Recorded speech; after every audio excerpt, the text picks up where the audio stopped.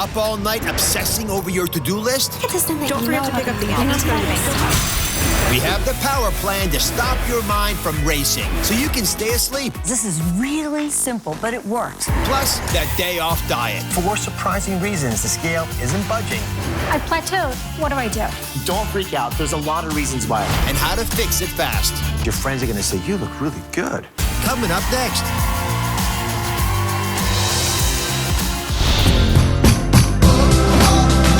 We'll save lives today.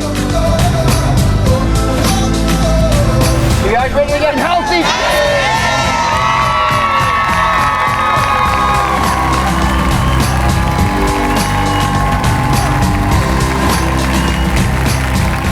If you feel like you've got a lot of balls in the air right now, your work, your family, everyday worries, stress, I know your health feels like just one more thing on your pile throwing you off balance. But when we drop the ball on health, everything else follows. So today, I'm showing you the best ways to balance it all without dropping your health. The first and most important way to do it, a better night's sleep. So I'm giving you a power plan to stop your mind from racing.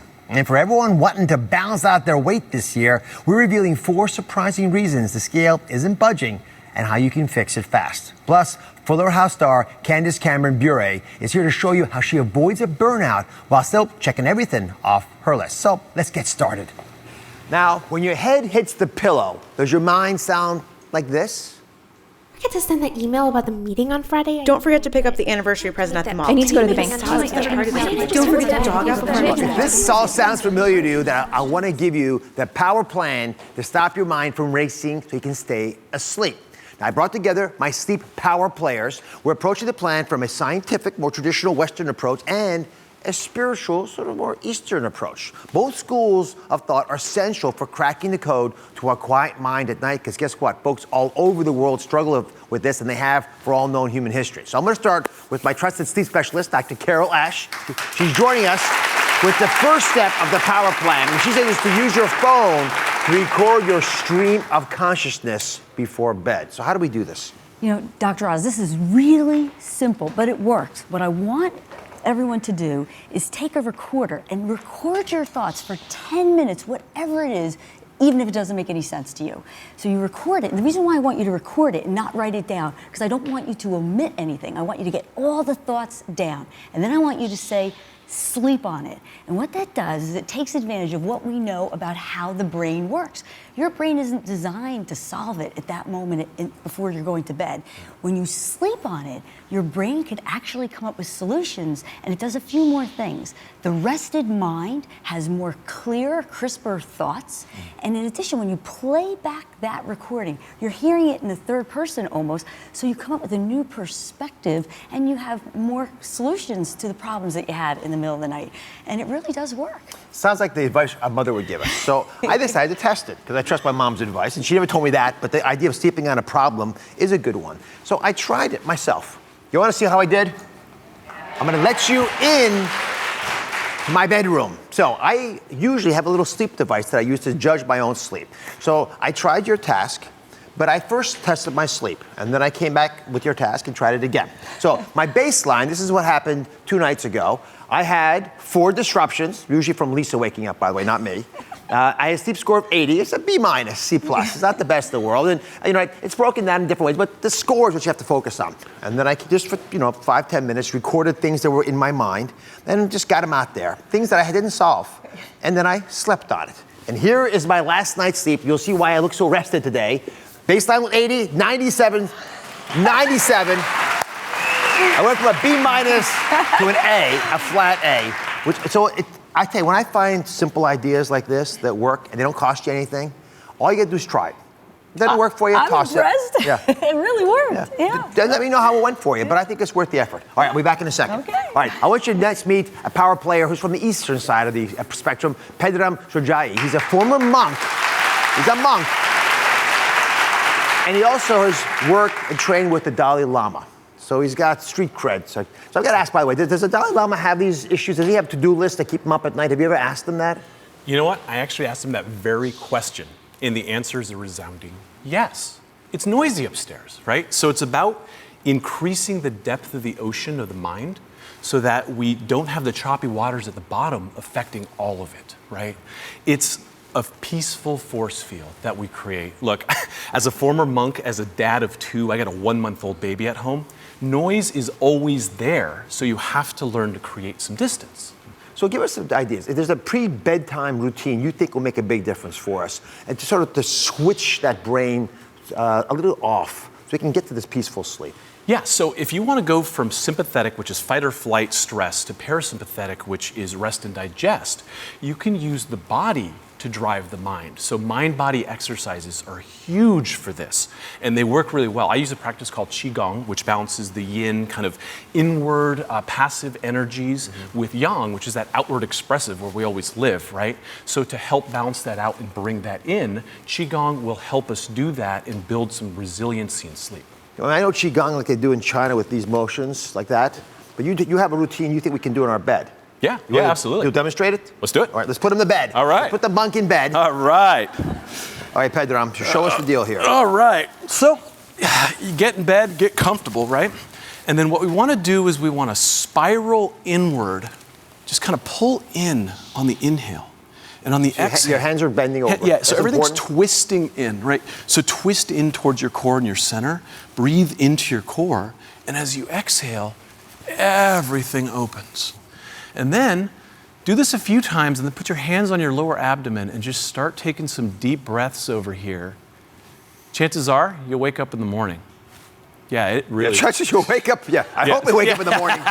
It's a good start to your recommendation. Yeah, you just go. You're gone. Like the night. Oh, you mean you'll fall asleep? You'll fall asleep. All right, I wasn't sure what you meant by that. Yeah, you fall asleep. I go have the straight whole into it. audience do it, but I'm scared. Plus, you don't have beds. All right, that's wonderful advice. Now, my next guest has tried everything to quiet her racing mind, like so many of us before bed, but nothing has seemed to work. I want you to meet Lakia. I try to get to bed at a reasonable time, 10, 11 o'clock. My husband comes in, hits the bed, he's out. Me, not at all. The minute my head hits the pillow, my brain starts to race. Indy 500. It's zooming. I start thinking about all the things that I have to do for my 9 kids. We got doctor's appointments, school supplies, and my oldest 2, I have to get them ready for college. All the information is overloaded and it keeps my mind racing. I can't sleep. I've been an insomniac for years and I've tried everything. Chamomile tea and warm milk, meditation. I even keep a box of wine tucked in the kitchen, and believe me, I'm not afraid to use it, but nothing seems to help. And Pluto, basically I'm Mama Bear. I take care of everything, the shopping, the cleaning, the cooking. It's just hard to settle down. At night, if I can't sleep, I just give up. I get out of the bed, I go downstairs, I might cook, who knows? Anything to get my mind to calm down. I'll never stop being Mama Bear. I'll always continue to race around to take care of my children and my family. But when that alarm goes off in the morning, I'm physically drained. I'm exhausted. I haven't had any sleep. My body is tired from being up all night. I wish I had an on and off switch to turn it off. So we pulled Lakia away from her 9 children and her husbands. How's your racing mind affecting your physical health? Oh my goodness. Well, besides the fact that I'm groggy all day, everything is in a fog. My delayed reaction, so I'm tripping, I'm falling, I'm losing kids, dogs, everything. Half the time I don't know what's going on because I'm so tired. I'm so tired, physically tired, because I'm up most of the night. Come on over here. Dr. Ash is the right person for this. So you need a plan of action for the middle of the night. And I think you've got one for us. Okay. So here you go, Lakia. Here's your middle of the night action plan. So there you are, you're in your bed, the racing thoughts. I want you to get up out of the bed, go to another room, keep it as dark as you can, just enough light to read, and I want you to get an instruction manual. An instruction manual? An instruction manual, something monotonous. Now, why do I want you to read an instruction manual? Because that instruction manual, be it for the refrigerator or the TV, is just enough to keep your mind engaged, but block out intrusive thoughts without hyper-arousing the brain. There's some books I've read that'll work too, by the way. Kind of like when I go to the bathroom without my phone and I read the back of the Clorox bottle. You do that? Yeah. I thought I was the only one. Okay. The next step, I want you to go back to bed, but this time, I want you to change things up a bit. I want you to See, the headboard's here. That's where it was before. Look at your feet. Your feet are down there now. Yes. Exactly right. So you take the pillow, you put it down by your feet. Okay. Now you might say, what is the point of that? What it does is your brain is looking for cues and it changes again the mindset so that you can break that pattern of racing thoughts. It's when you're at the head of the bed, you're just putting yourself back in the same dynamics. Right. You want to change it up a bit, and that'll work.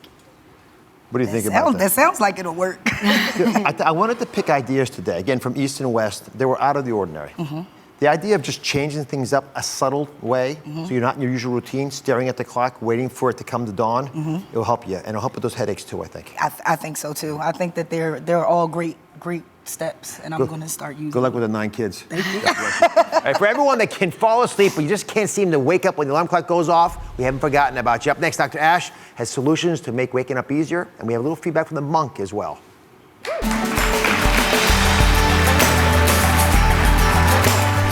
Coming up next, now that we got you to fall asleep, you just can't seem to wake up. Do you have to take extreme measures to get yourself out of bed every day? The real reason you can't wake up in the morning. Find out what happens in your brain when that buzzer sounds off. The Talk's Cheryl Underwood. Why did you decide to talk about this publicly? The condition that left her devastated. Plus, why Montel says these children need marijuana to survive. This is saving lives. All New Oz. That's coming up tomorrow.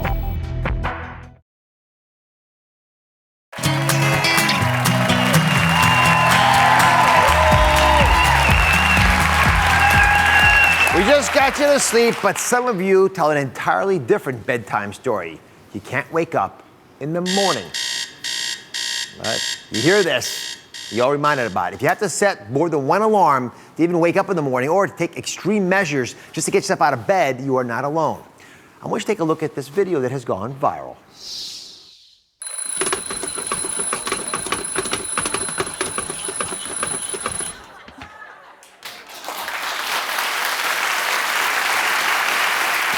So now everybody makes their own hand-slapping alarm clock. Well, it's not a bad idea to get themselves out of bed. Dr. Carol Ash has looked into all the latest research on the real reason you can't wake up in the morning. So please share this with us. What's the problem in the morning? Well, Dr. Oz, we're in such a great time. There's so much science that we're learning about the brain and how we actually sleep. So there's something called a confusional arousal. Most people may have heard of it as sleep drunkenness, and essentially it's very, very common. But what's happening is you're almost in a state of purgatory. You're caught between not being fully awake and still being partly asleep.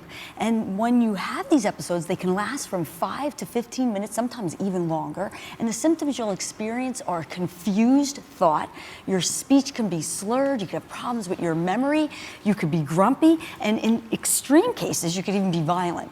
So it's very common, and people are doing it more than they realize. Okay, so it's not drunkenness, it's sleep drunkenness. Sleep drunkenness. It's not a hangover. And Lisa's here. She says she finds it hard to wake up in the morning, and that's so hard, in fact, that her sister literally has to shake her out of bed. Here's the evidence. Don't you hear the alarm? It's been buzzing for 20 minutes. Come on, get out this bed. No, I don't care. I'm tired. I'm in here messing with you. Out the bed. No, don't touch the clock. Don't touch it. Touch the floor. Let your feet touch the floor. Out of this bed. How could you be tired every single day of the week? I'm going to the bathroom. Yeah, you do that.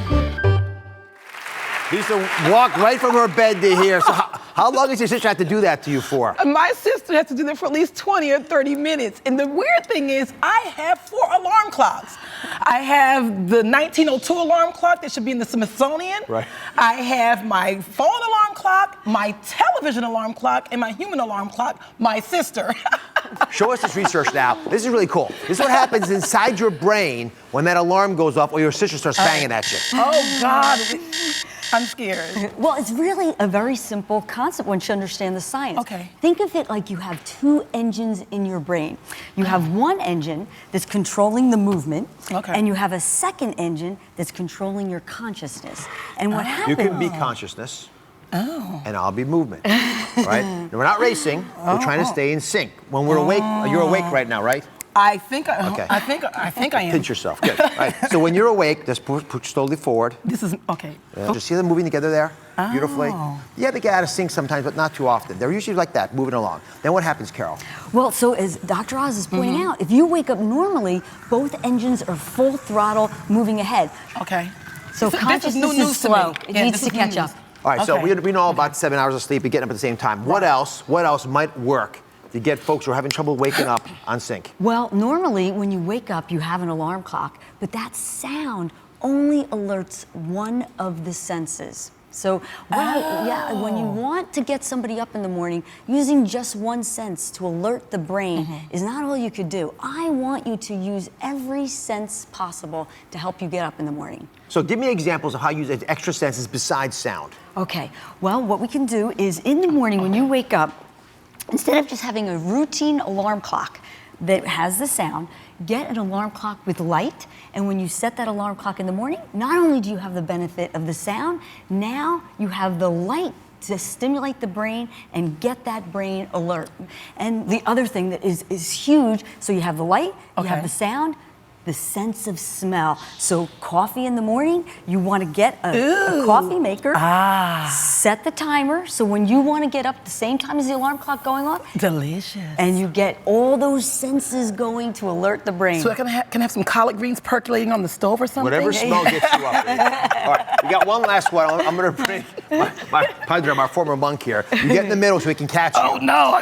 Oh no! So I get the light and I get the smell. Okay. Just turn us on. But this is a whole different sense. This is a sense of where our body is. Okay. So walk us through this, Padre. Okay, so what we're gonna do is we're gonna get on these balls. You might wanna get out of the heels there, and we're gonna step up on the ball because what that's gonna do is it's gonna challenge our balance. And we wanna stimulate our brains to get some mind-body integration, right? Oh, okay. So getting up on the ball is the easy part at first, right? Okay. So then what we're gonna do is get your hands out to the sides. Doesn't seem so easy. Are you okay? Right? A little harder, right? So hands out to the sides. Now, in order to get balance, right? So now the eyes are helping you balance, and so you want to balance your brain with your body. Be careful here. Close your eyes and try to maintain your balance. Really? Yeah, really. I'll catch you. Well, that makes it harder. Okay. Let's see what that does. Whoa, right? So what we're doing is we're taking away one of the senses, and now the brain has to work that much harder. We're a little too close. You're married. Stop playing. Okay. Stop playing, Dr. Oz. For morning, anything will work. Yes. Padre, thank you very, very much. We got the balance. Yep. Okay, You great. can find lots more tips on how to calm your mind in Padre's new book, The Urban Monk. It's in stores February 2nd. We'll be right back. Keep doing that. Coming up next, get a look inside what the views Candace Cameron Bure is carrying around in her purse. There's a lot. I travel so much. I'm on and off of an airplane. What she can't leave her house without. Because I really love it. I'm holding on to this. Coming up next.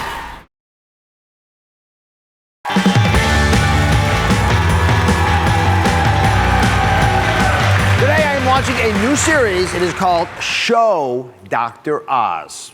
There it is. I'm going to looking for whatever you can show me. I want to see it, whatever you want, like what's inside your medicine cabinet or your kitchen pantry or your fridge, or maybe even show me that weird thing on your body. Anything's in, I'm curious about it.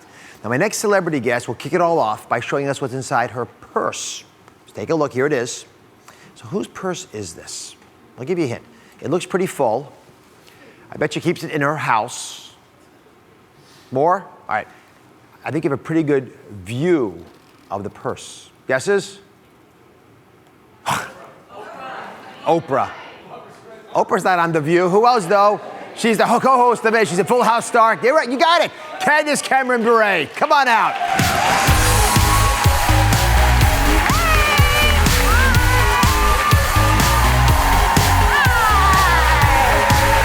Hi. For coming. Thanks for having me. Hi. They got you. They first thought it was Oprah, and they went to you. Oprah. I don't know. I didn't think she was on The okay. View. I could be Oprah. I want to give things away. Okay. And you get a purse, and you get a purse, and you get a purse. So what you bring from your purse? What are the things that you cannot leave home without? There's a lot, but one of the things is my shake, because I am on the go a lot and I don't always have good food to eat, or I just don't have time to eat, so I always carry a little packet of my powdered shakes in a shake bottle. And then my other one is my makeup, because I really love it. And I love all my lipsticks and my powder, and I always have to look fresh. I travel so much. I'm on and off of an airplane, This is a 2, 4, there's 7 lipsticks in here. I know, I'm a lipstick junkie. How do you pick the one you're going to use? It depends on what my outfit is, how I'm feeling. Bold, shy. I don't know. So you're a mom of three, co-hosting the View. You're doing all these fantastic things, making a spin-off of Fuller House. It's called Fuller House, right? It's called Fuller House, and it'll be on Netflix in the early spring. Well, I'm proud of you for all that. But the big question we're all asking is, Thank you. with all that scheduling, all that craziness in your life, how do you keep it all going? How do you not burn out? I do burn out. You do? I mean, yeah. Oh, I feel much better now.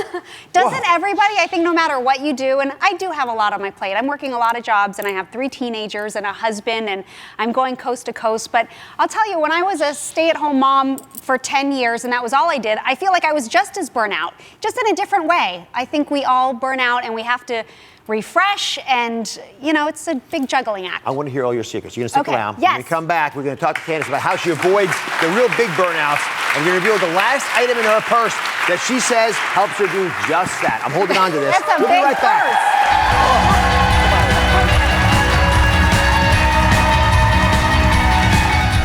Next, find out how Candace keeps up with her busy life balancing home and career. I had no idea that was going to become a controversy. And the secret item she always carries around to keep her from getting stressed out. Next. The Talk's Cheryl Underwood. Why did you decide to talk about this publicly? The condition that left her devastated. Plus, why Montel says these children need marijuana to survive. This is saving lives. All new Oz. That's coming up tomorrow.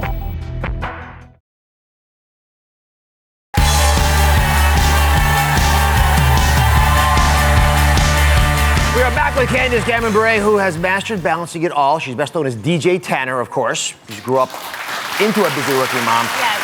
You got your own Full House now. You're busy as stink, going 100 miles an hour. How do you avoid the burnout? Well, there's a few things. I mean, really, I have to be flexible. That's the biggest part of keeping it all in balance. I can't have such rigid schedules. Even the exercise, the eating, I have to make things work for me and because I'm on the go so much. So knowing that I'm flexible kind of helps me keep it all in perspective.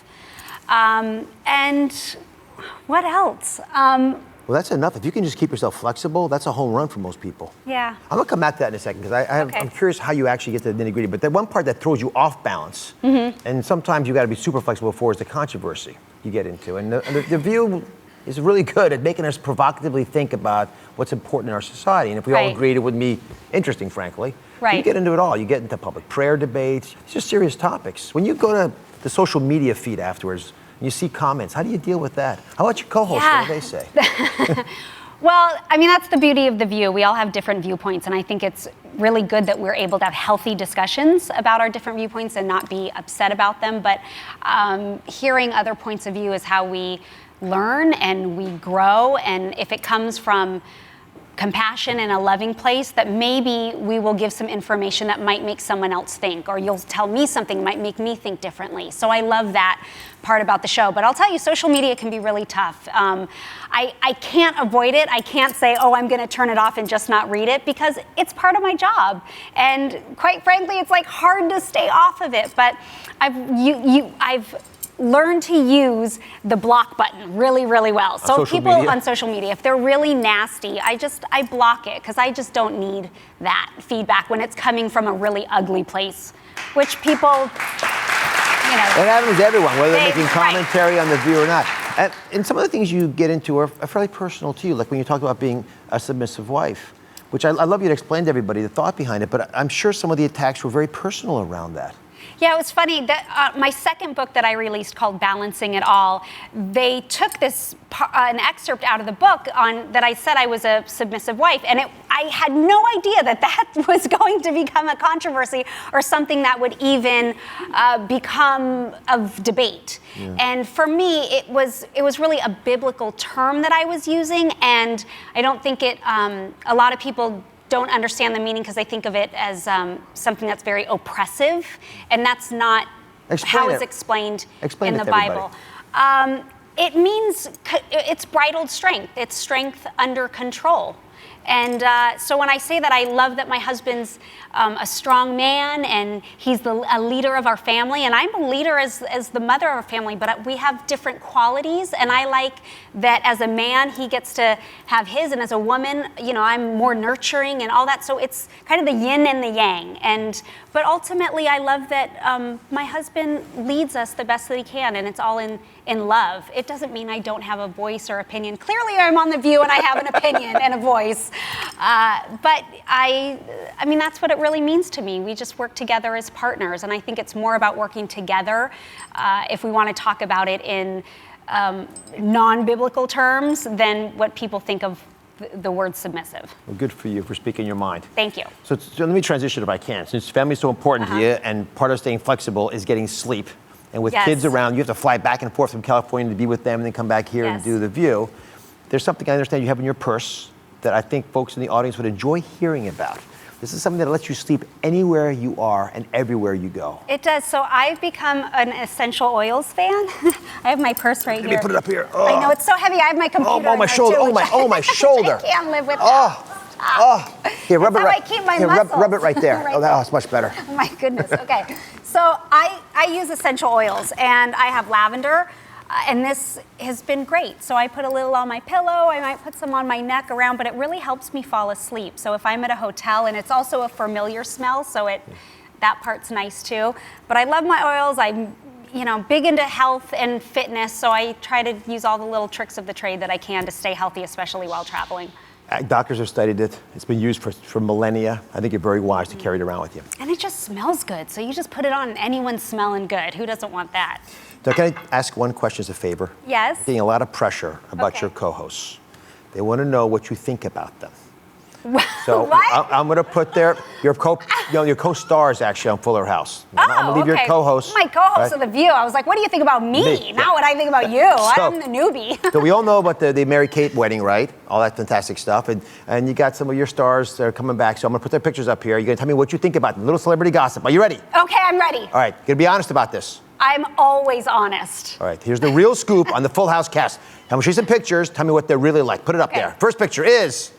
It's Comet, it's the DJ's pillow person, and Mr. Bear. What do you think about him? I love them all. Oh, Comet's old and not around anymore. Neither is my pillow person because my dog ate it. Your dog ate him? Yes, I took DJ's pillow person and he ripped the arms and legs, so the pillow person is no longer. Thanks for being here. I could have sewed him back together again if you brought him to me. We'll be right back.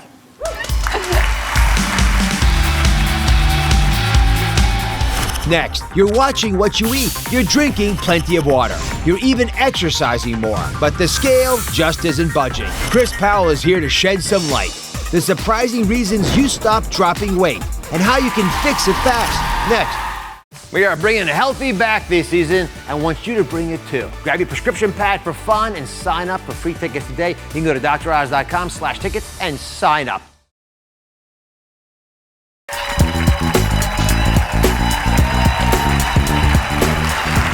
Today's show is all about giving you the tools to balance everything in your life without dropping your health.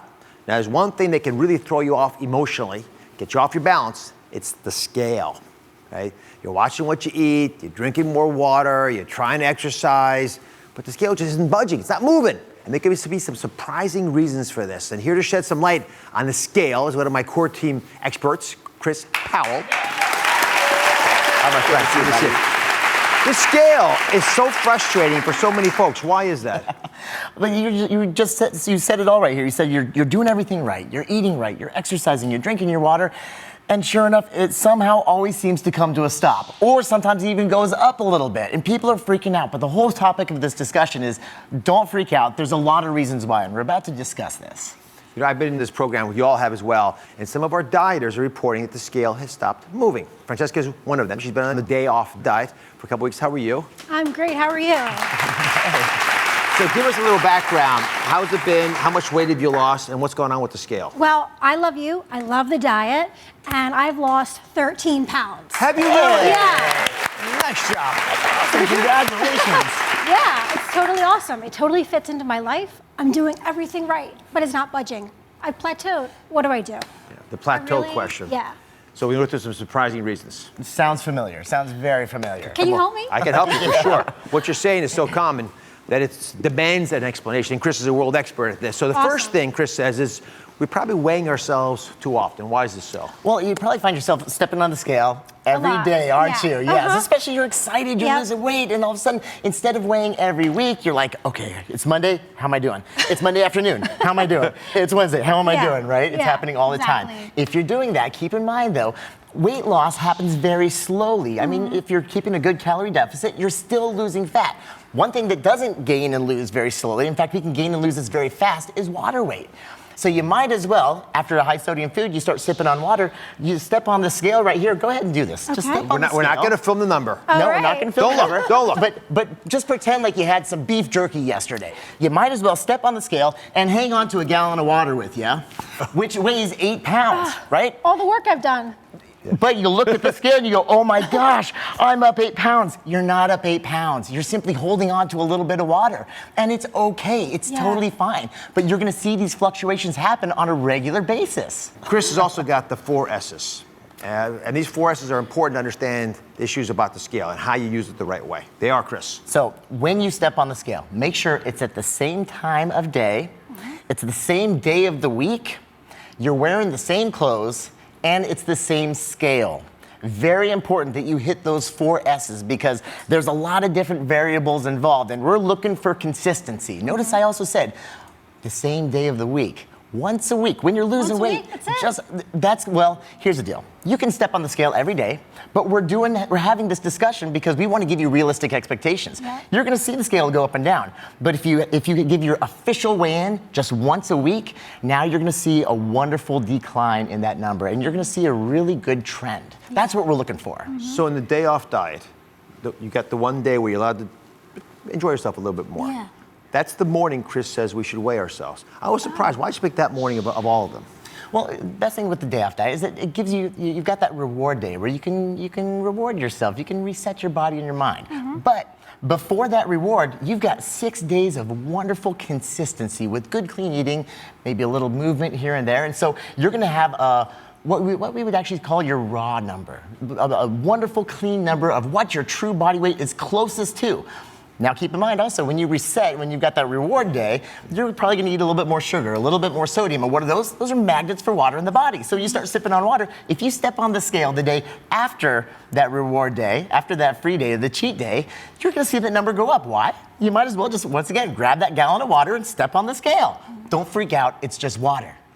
Well, Jessica, I'm very proud of you. I Thank really you. am. And for Thank the you many, so many much. folks who have been on the program, I'm very proud It's for an you. awesome program. Thank you. Thank you. All right, come on over, Chris. The next surprising reason that the scale isn't budging has to do with the foods that you're eating, and then unfortunately that you're not eating them in the right order. So it's not just what you're eating, but the order you're putting them in. So how does this affect the scale? Well, when we're actually looking at the order of the foods that we're eating, we've talked about this a lot in our previous segments, is that when it comes to our macronutrients, we want to eat the macros that are actually going to slow down digestion, that's going to make us feel fuller longer, so we're not going to be overeating the foods that we shouldn't be eating, right? So that's why we always say, first proteins and fats. Those act like brakes on our food. They slow down that digestion. Then after those, that's when we want to eat our carbohydrates because we're a lot less likely to overeat those carbs. And once again, if you overeat the carbs, we're going to see that scale start creeping back up. But if you're going to eat them at all, the time you eat them is after you've had the protein and fats. Which brings me to the next reason that the scale's not budging, one that's not talked about very often. We don't poop every day. Let me break this down for you if you don't mind. The number one secret that folks won't talk about has to do with the fact that extra poop in your body, right, has a weight, right? And it's a big cause for weight gain or perceived weight gain in a lot of folks. So let's just go through this if we can, so everyone's on the same page. Your intestines are really big and they're really long. They may be scrunched up inside your body to fit inside your belly, but they're roughly the length of 4 Shaquille O'Neals. And he's 7 feet tall. So that means, go and grab back and on, 28 feet worth of bowel in us. Look at this. And keep going, Chris. Get on over there. Here we go. Well, keep going, keep going. All right, that's a lot. That's a lot of poop inside there, Tigers. Right. So this much weight ain't gonna go away unless you work on it a little bit. So Chris, you can drop the bowel. Nice job, by the way.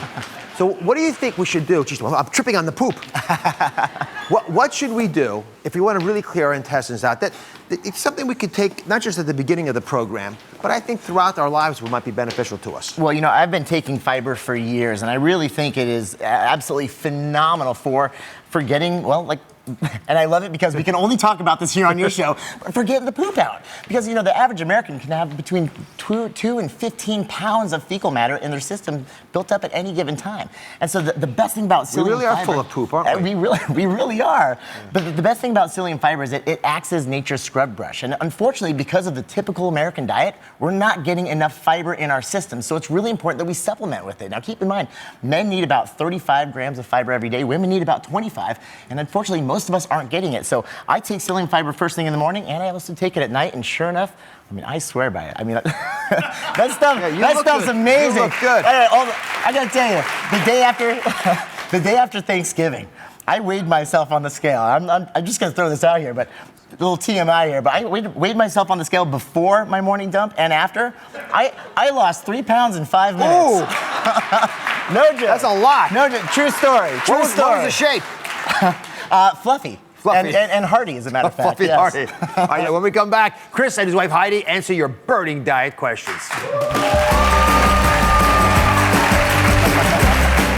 Coming up next, are you getting conflicting information about diets and weight loss? Not sure who to listen to? Your most commonly asked questions get answered. When you do lose the weight, how do you ensure that you keep it off? Advice from Chris and Heidi to keep you motivated next.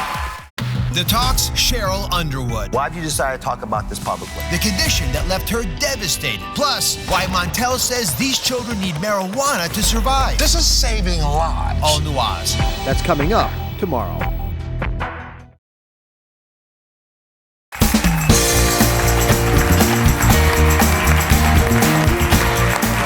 The news is saturated with conflicting information about diet and weight loss, and that's when questions start flooding my social media. And today I'm going to answer your burning diet questions dripped straight from the headlines. Chris and Heidi Power here have experts to answer the first question, which is all about fruit. Usually in the news is the word fruit. You see the word fruit, and next to it the word fat a lot. I don't know if you've all noticed this. Debbie sent me this question, very specifically on Twitter. She said, can eating too much fruit make me fat? What do you guys think?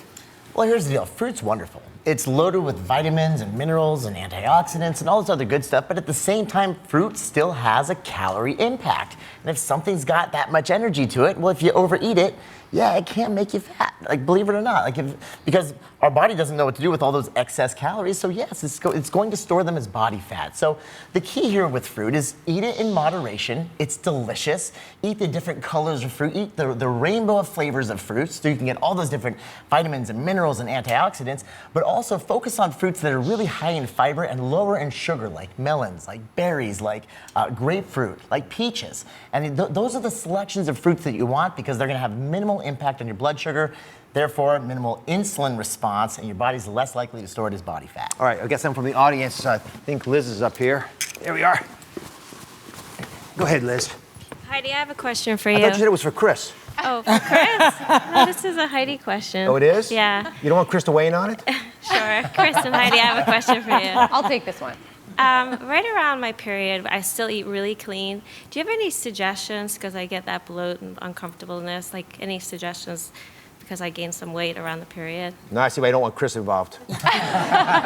Well, let me tell you that. Once a month when he starts his period. No.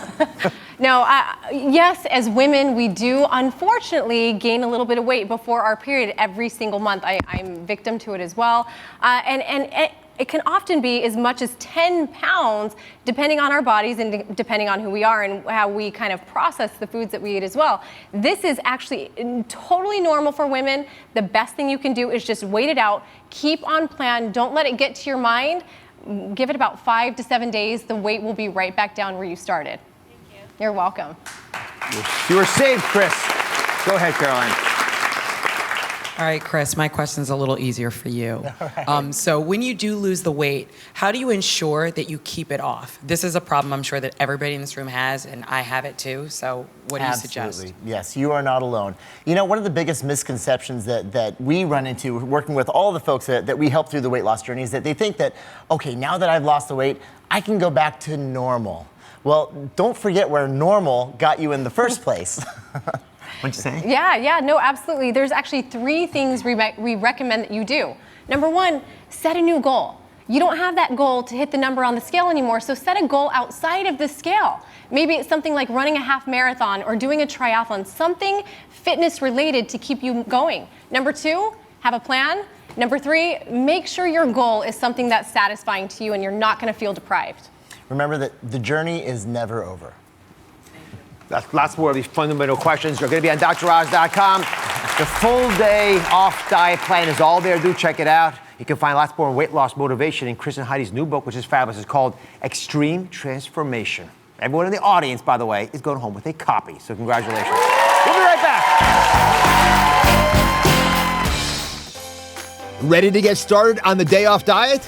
Check out this month's issue of The Good Life magazine for exclusive bonus recipes, tips, and motivational tools to help you reach your weight loss goals. What are you waiting for? Well, good morning. When we go run, you told me about a dream that you had once when you were 28. In the dream, I saw myself across the room. I had a sign around my neck. It said, AIDS. It's going to be the most difficult thing that I've ever tried to tackle. How scared are you?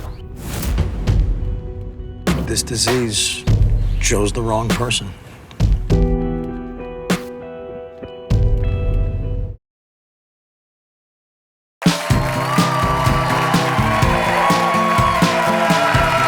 Do men and women really think differently? I'd ask you, but I think I know the answer.